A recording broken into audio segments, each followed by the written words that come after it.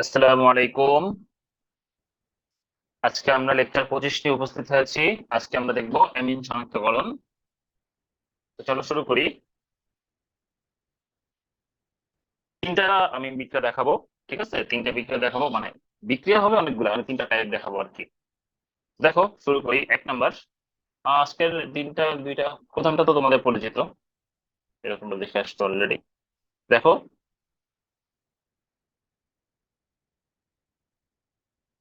CH3NH2 নিলাম। আর কি কি নিব সেটা হচ্ছে আমরা এখান থেকে ক্লোরোফর্ম নিব। তোমরা দেখে আসছো এই শনাক্তকরণটা অলরেডি। আচ্ছা, একটু, ঠিক আছে,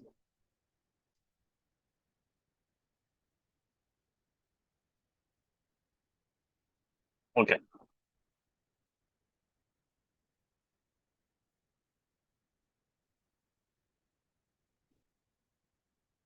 দেখো CH3NH2 এটা প্রাইমারি অ্যামিন নিলাম। এখান থেকে নিব হচ্ছে CH, Cl3। আর এখানে কি নিব? Potassium hydroxide. Potassium hydroxide. তাপমাত্রা কত থাকবে? 70 ডিগ্রি সেলসিয়াস তাপমাত্রা। 70 ডিগ্রি সেলসিয়াস তাপমাত্রা, ঠিক আছে। তো এখান থেকে আমরা কি পাবো? এখান থেকে আমরা পাবো হচ্ছে অ্যালকাইল আইসোসায়ানাইড। অ্যালকাইল আইসোসায়ানাইড, ঠিক আছে। এখান থেকে আমরা পাবো হচ্ছে অ্যালকাইল আইসোসায়ানাইড বা কার্বিলামিন। ঠিক আছে, ওকে। আরেকটা দেখো, সেটা হলো কি, আমরা যদি অ্যানিলিন নেই,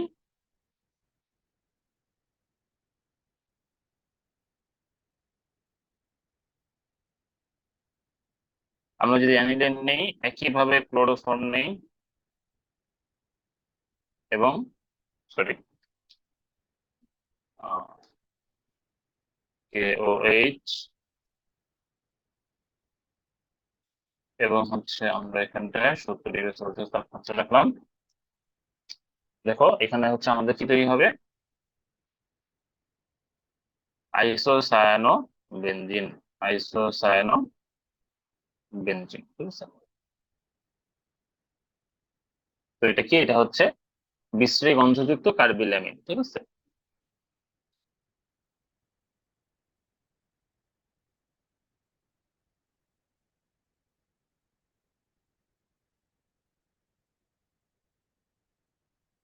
গন্ধযুক্ত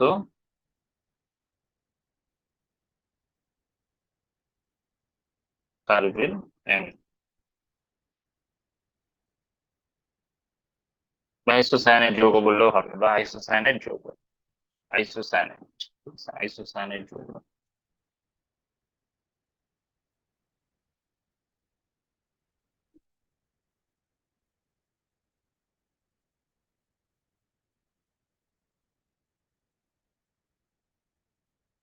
আইসোসায়ানাইড যৌগ, ওকে।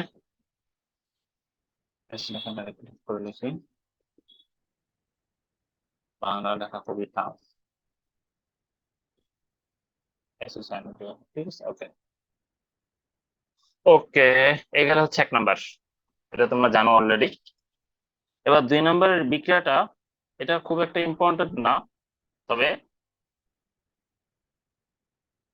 তুমি এই জন্য কোথায় পাইছিলাম, এই জন্য আমি লিখে রাখছি। তো আমি তোমাদের লিখে রাখি, লিখে দিচ্ছি, তোমরা লিখে নোট করে রাখো, ঠিক আছে। এটা খুব বেশি ইম্পর্টেন্ট না, এবং কোথাও আসেও না তেমন কখনো। যেটা হলো আমাদের অ্যামিন প্লাস হচ্ছে CH2, ঠিক আছে। CH2, এখানটায় আমরা হচ্ছে তাপ দিলাম। তাপ দিলে দেখো কি হয়।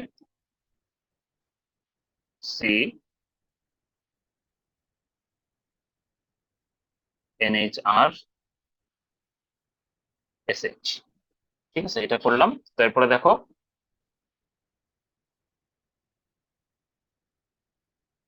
আমরা হচ্ছে অ্যামিন নিলাম, প্লাস হচ্ছে CNHR SH, অর্থাৎ যেখানে ওরা যেটা পাইলাম ওইটাই, ঠিক আছে। CH NHR SH, এটা নিলাম। এটা নেওয়ার পরে আমাদের এখানটায় প্রভাবকটা থাকবে হচ্ছে মার্কিউরিক ক্লোরাইড। তাপ দিব একটু, তাপ দিলে যেটা হবে সেটা হচ্ছে Rn। একটু বাদ দিয়ে দিব, এটা বাদ দিয়ে দিই। অনেকে তো নোট দেখবে, তো তারা চিন্তা করবে যে এটা আবার কোথাও দেখিয়ে আসলো, কনফিউশন করে যাবে। থাকে, এটা বাদ দাও, এটা লাগবে না, টোটালি বাদ দাও। কারণ এভাবে আসলে মুখস্থ করে করার পক্ষে আমিও না। বাদ দাও, লাগবে না, এটা লাগবে না, এটা লাগবে না। যেটা লাগবে সেটা হচ্ছে অনেক গুরুত্বপূর্ণ, সেটাই আমি দেখাবো এখন।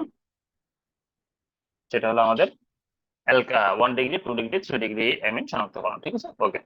চলো একটা 1 ডিগ্রি নেই।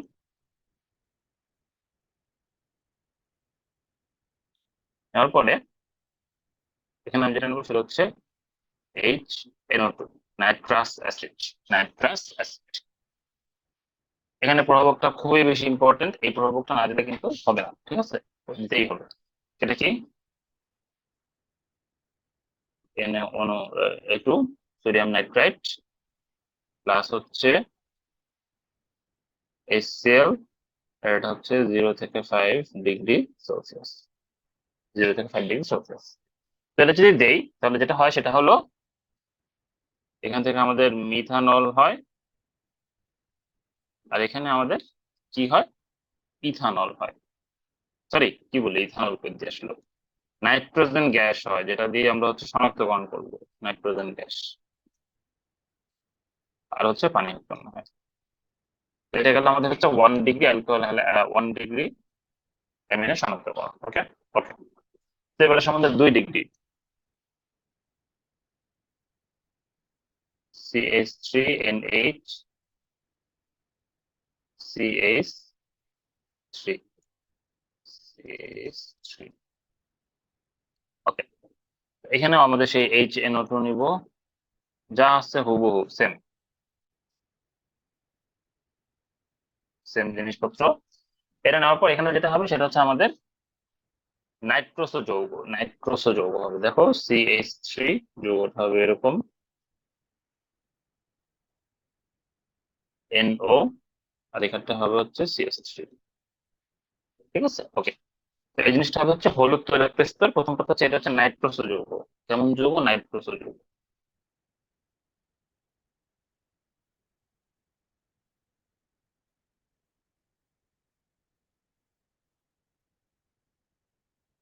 নাইট্রোসো যৌগ, আর এটা হচ্ছে হলুদ।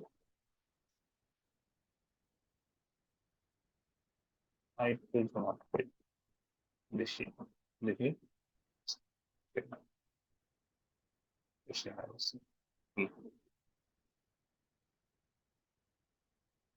হলুদ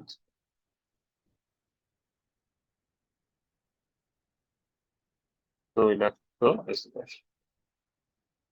ঠিক আছে, এটা হচ্ছে এরকমটা হবে, এই যৌগটা নাইট্রোসো যৌগ, হলুদ তৈলাক্ত স্তর। এটা দেখে হচ্ছে আমরা কয় ডিগ্রি শনাক্ত করলাম? 2 ডিগ্রি। ওকে, এবার হচ্ছে আমাদের 3 ডিগ্রি। 3 ডিগ্রি,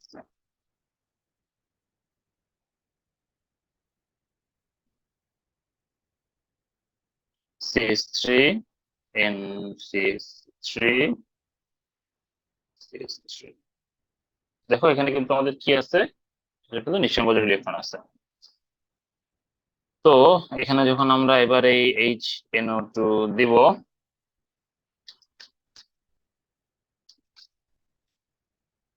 দিব, ঠিক আছে, এর উপস্থিতিতে তখন যেটা হবে সেটা হচ্ছে আমরা একটা লবণ পাবো।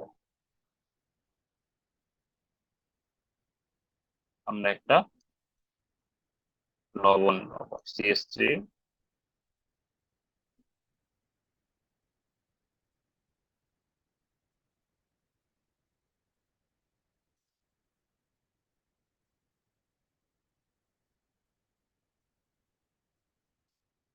H।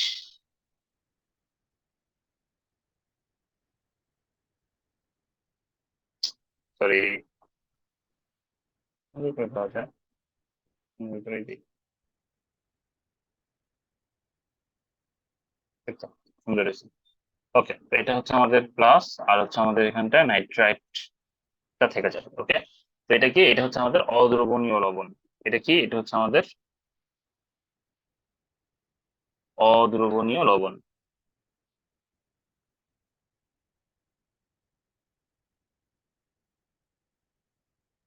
অদ্রবণীয় লবণ, ঠিক আছে, ওকে। তো এটা কিন্তু আমাদের অদ্রবণীয় লবণ, এবং আমরা এই লবণটা দিয়ে আমরা কয় ডিগ্রি শনাক্ত করতে পারি? 3 ডিগ্রি শনাক্ত করতে পারি। ওকে,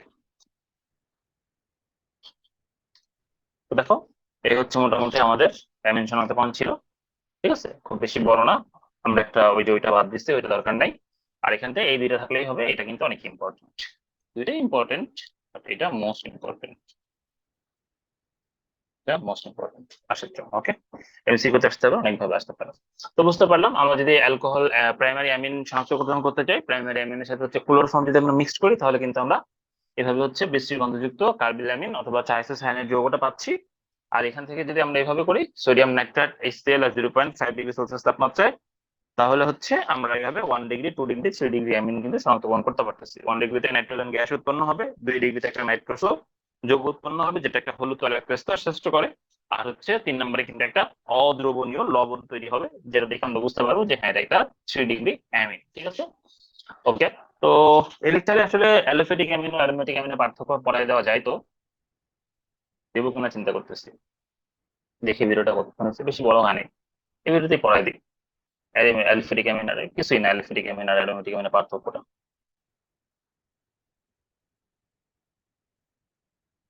দেখতে পাচ্ছি না। কালারটা চেঞ্জ করা যাবে। অনেক বড় লাগবে। অ্যালিফেটিক অ্যামিন,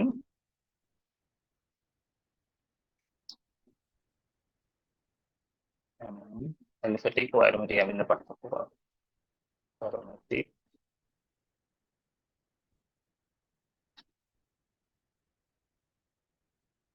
পার্থক্য করা।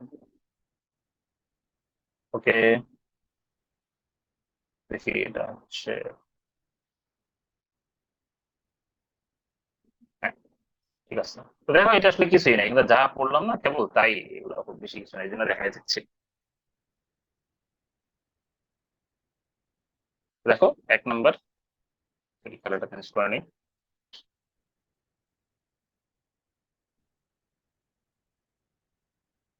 নিচে নামো, তাহলে দেখতে সুবিধা হবে। হ্যাঁ, দেখো 1 নম্বরে কি হবে। 1 নম্বরে আমরা এই যে একটু আগে যেটা করলাম, সেটা হলো, দেখো,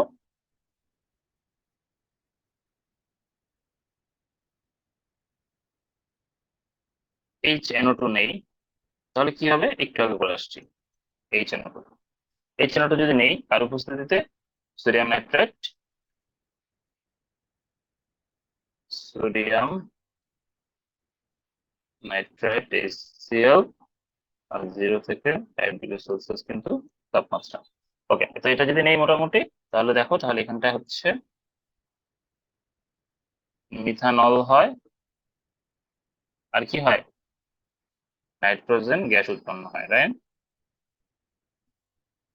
এটা বারবার আমি এত কষ্ট না করে এভাবে করে লিখতে পারি। ওকে, তারপর সমস্যা নেই। ওকে, আর এখানটা হচ্ছে আমাদের H2O, এটা উৎপন্ন হয়। ওকে, ওকে। আর দেখো, যদি আমরা এখানটা অ্যালিফেটিক অ্যামিনটা না নিয়ে অ্যারোমেটিক অ্যামিনটা নেই, অর্থাৎ অ্যানিলিন নেই, তাহলে কি হয়? দেখো, এখানে যদি আমরা এই HNO2 এটা দেই, প্রভাবক যা আছে তাই থাকবে। এটার উপস্থিতি যদি আমরা এদিকে দেই, তাহলে হচ্ছে এখান থেকে আমরা ডায়োজোনিয়াম লবণ পাই। যেটা পাবো সেটা হচ্ছে M2Cl, এই যে আমাদের ডায়োজোনিয়াম লবণ কিন্তু তৈরি হয়ে যাবে। ঠিক আছে, তখন কিন্তু আমরা কোনো ধরনের নাইট্রোজেন গ্যাস পাবো না। ওকে, তো এই গেল হচ্ছে আমাদের একটা পরীক্ষা। ঠিক আছে, বুঝতেই পারতেছো যে সোডিয়াম নাইট্রেট আর HCl মিশাইলে একটা জায়গায় নাইট্রোজেন গ্যাস হচ্ছে, আর একটা জায়গায় ডায়োজোনিয়াম লবণ হচ্ছে। ঠিক আছে, ডায়োজোনিয়াম লবণ সম্পর্কে আমরা বিস্তারিত সামনে পড়বো। আপাতত খালি এইটুকু মনে রাখো, এটা ডায়োজোনিয়াম লবণ। ওকে, এবার আসো আরেকটা বিক্রিয়া, সেটা হলো আমাদের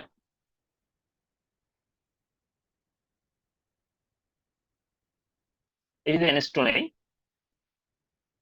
NH2 এর সাথে যদি আমরা ব্রোমিনের বিক্রিয়া করে, কার বিক্রিয়া করাবো? ব্রোমিনের। ব্রোমিনের যদি বিক্রিয়া করাই তাহলে দেখো কি হয়, তাহলে যেটা হয় সেটা হচ্ছে, কিন্তু না লিখলেও হয়, সমস্যা নেই।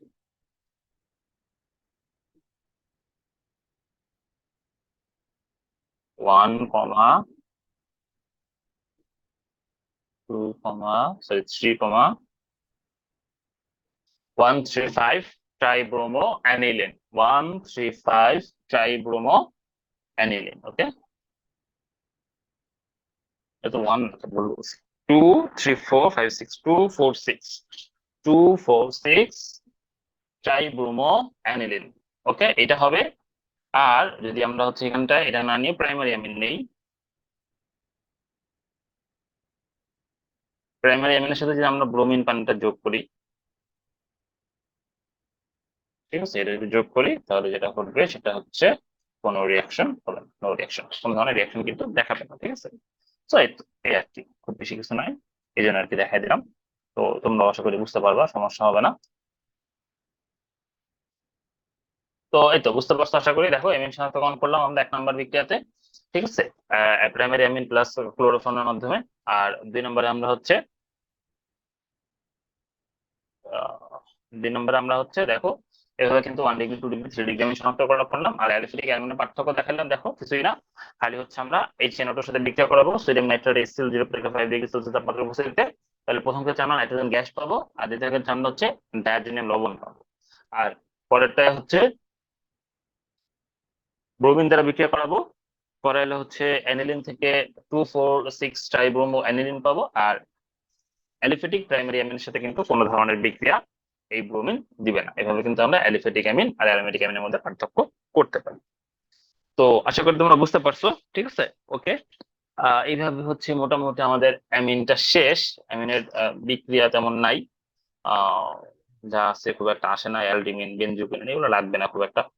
আর হচ্ছে প্রাইমারি অ্যামিনের, সরি, অ্যানিলিনের একটা দুইটা আছে, তো অ্যানিলিনের বিক্রিয়া চিন্তা করছি আমি তোমাদের ওই অ্যারোমেটিক অ্যামিনের যখন পড়াবো, তো তারপর হচ্ছে অ্যামিনের বিক্রিয়া, টুলুইনের বিক্রিয়া, বেনজিনের বিক্রিয়া, আমার একটা পেজ আছে, মানে আমার একটা নোট করাই আছে চার্ট টাইপের, তোমার হচ্ছে অ্যারোমেটিক অ্যামিন, অ্যারোমেটিক যৌগগুলা হচ্ছে চার্ট আছে একটা রূপান্তরের বিক্রিয়াগুলো। তো ওইটা চিন্তা করছি আমি, মানে সিরিয়াল বাই সিরিয়াল আরেকবার পড়াবো, দেখি কি করতে মানে সময় পাই কিনা বা পদ্ধতি করা যায়। তো যাই হোক না কেন, দেখা যাক, আমরা এর পরের সপ্তাহে, এর পরের দিন হয়তো তোমার ডায়াজেনাম লবণ নিয়ে আসবো, ডায়াজেনাম লবণটা পড়বো। ডায়াজেনাম লবণ পড়লে আমাদের মোটামুটি অ্যালিফেটিকটা শেষ হয়ে যাবে, ঠিক আছে। তো এই পর্যন্ত আজকে, তাহলে সাথে থাকো, সবাই সুস্থ থাকো, ভালো থাকো ইনশাল্লাহ। আর সবাই নোট টোট করো, সুন্দর মতো পড়ালেখা করো। তোমাদের সাথে পরবর্তী লেকচারে ইনশাল্লাহ আবারও দেখা হবে। আসসালামু আলাইকুম।